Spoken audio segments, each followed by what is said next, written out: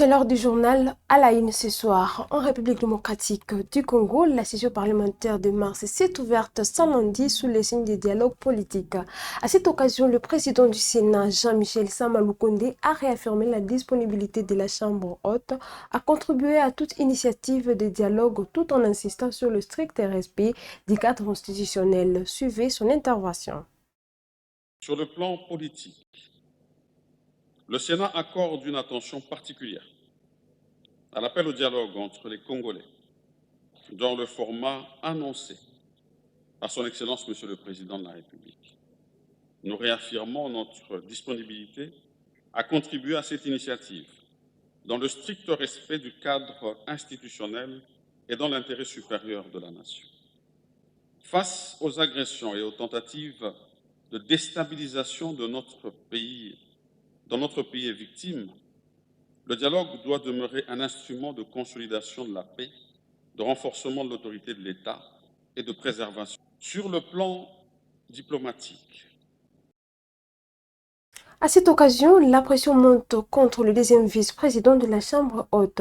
Une motion de défiance visant Bati Mlukwebo Modeste a été officiellement déposée ce lundi 16 mars avec 83 signatures. L'initiative est portée par les sénateurs Danika Bongo qui confirment les dépôts du document suivi. Nous avons déposé avec les collègues notre pétition visant le deuxième vice-président du Sénat, l'honorable Modeste Bahati. Je pense que vous allez lire bientôt là notre pétition. Nous avons soulevé, il y a juste un problème d'incompétence dans ses responsabilités comme deuxième vice-président. Ça n'a rien à faire avec sa position médiatique, mais nous, comme sénateur, lui reprochons de ne pas accomplir sa tâche comme deuxième vice-président du Sénat. Donc il est totalement en dehors. Nous avons trouvé qu'il y a de l'incompétence. C'est pourquoi nous avons saisi notre chambre pour que nous puissions orienter bien les choses. À l'Assemblée nationale, le président Aimé Bodji Sankara hausse les tons. Face à la persistance de l'insécurité dans l'est du pays, il appelle à une mobilisation nationale derrière le président de la République, Félix-Antoine Tshisekedi, pour restaurer la paix et défendre l'intégrité territoriale du pays. Trop c'est trop, a-t-il martelé devant les élus. Suivez-les dans cet extrait. Et d'exaction dans les provinces de Maïndombe, du Kwango, du Kwilu et dans les périphéries de la ville de Kinshasa. De la criminalité urbaine avec les phénomènes Kuluna, principalement ici dans la ville de Kinshasa. Face à cette situation sécuritaire préoccupante et complexe, les forces de défense de la République démocratique du Congo, soutenues par le peuple congolais, restent engagées et plus que déterminées à défendre la patrie et à protéger nos compatriotes. C'est ici le lieu de saluer le patriotisme, la bravoure et la résistance de nos compatriotes dans les territoires occupés qui refusent de se soumettre à cette imposture de l'occupation étrangère de nos terres en complicité avec quelques compatriotes égarés. Honorables députés, chers collègues, trop c'est trop. Voilà pourquoi nous devons donc, quel qu'en soit le prix, tous unis derrière le président de la République, chef de l'État, commandant suprême de nos forces de défense et de sécurité, nous mettre debout, conformément à l'article 63 de notre Constitution, assumer notre droit et notre devoir sacré de restaurer la paix et la défense de l'intégrité de notre territoire. Congolais totalement. À la veille de l'ouverture de cette session parlementaire, le président Félix-Antoine Tshisekedi a réuni dimanche 15 mars le président de deux chambres pour coordonner le suivi des accords de paix de Washington, plaçant le Parlement au cœur de la consolidation de la paix et la stabilité en RDC. Des précisions de cet élément.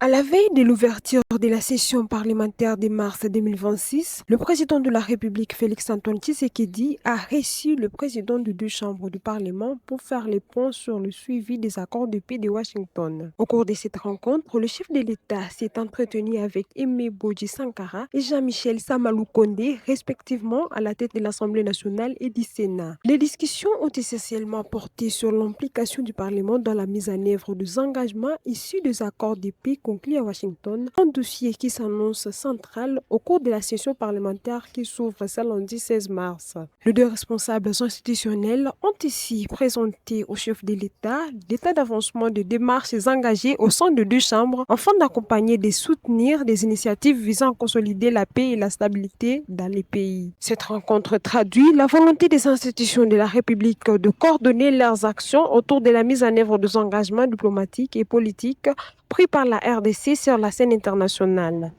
À Kinshasa, la police nationale congolaise rassure l'opinion face aux rumeurs de kidnapping.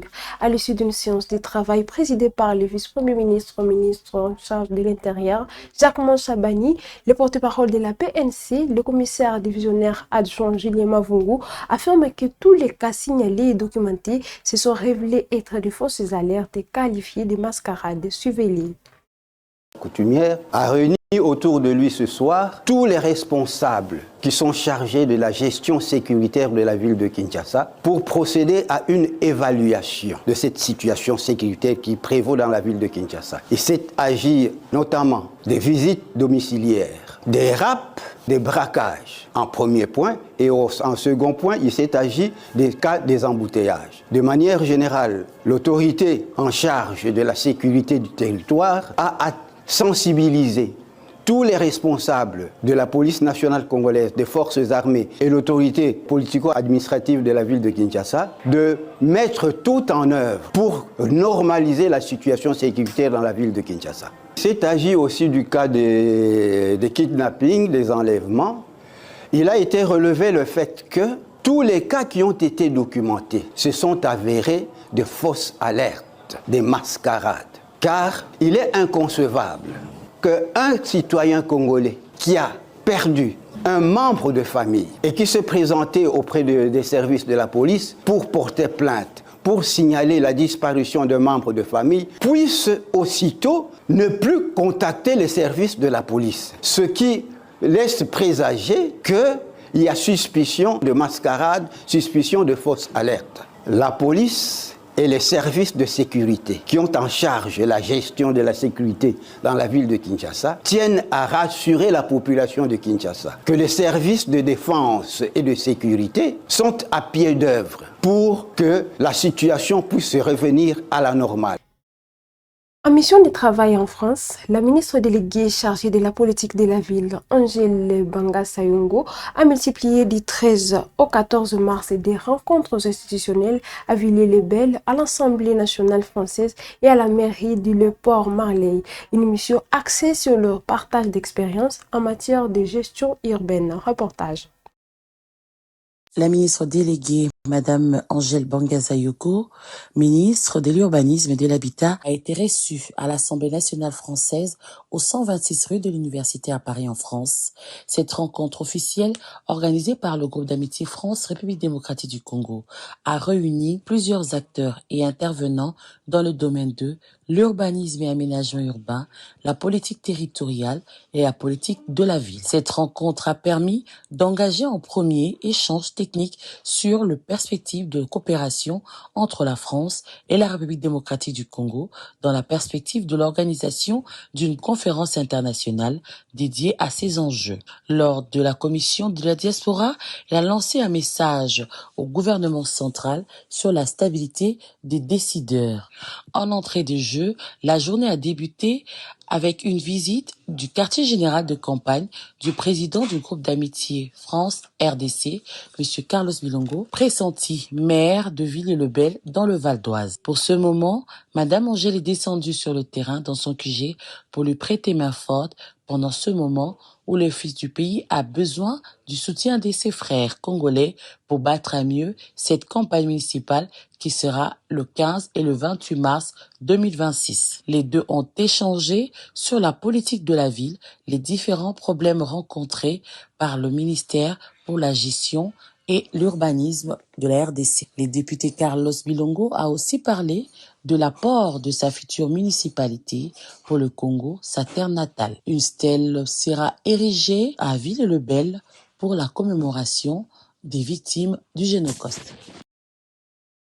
Écarté de ses fonctions de président du conseil d'administration de Wazalendo, le député national Willy Michiki sort de son silence. Dans une mise au point de la coordination rendue publique ce week-end, il rejette les rumeurs des divisions au sein du mouvement et affirme que la structure reste unie et déterminée. Selon lui, ce qui est présenté comme un désordre interne révélerait plutôt d'une tentative d'infiltration visant à déstabiliser le Wazalendo de l'intérieur. Suivez. Il n'y a aucune division. Il y a certainement des compatriotes qu'on a trouvés à Kinshasa qui ont manifesté le désir de nous rejoindre, mais qui en réalité étaient des infiltrés de Kigali. Puisque lorsque nous voyons leur comportement aujourd'hui, lorsque nous voyons comment ils se comportent, nous croyons que ces gens-là ne partagent pas l'esprit et la lettre des collègues qui sont au front. Parce que nous sommes les représentants à Kinshasa. Et nous n'avons pas sanctionné des gens, nous avons suspendu les activités pour voir clair, puisqu'il y a des soupçons de corruption, il y a des soupçons d'infiltration, et lorsque nous sommes au front, il y a des matières sensibles que nous sommes en train aujourd'hui d'examiner, il y a des secrets militaires, nous ne pouvons pas aujourd'hui nous permettre de continuer ce combat sans pour autant extirper ces mauvais fruits qui nous ont infiltrés aujourd'hui. C'est par cet élément que nous mettons fin à cette session d'actualité. Merci d'être au rendez-vous. C'est votre première fois de nous suivre. Veuillez vous abonner à la chaîne. Surtout, n'oubliez pas de liker, commenter et partager cette session d'actualité. Rendez-vous, prochaine édition.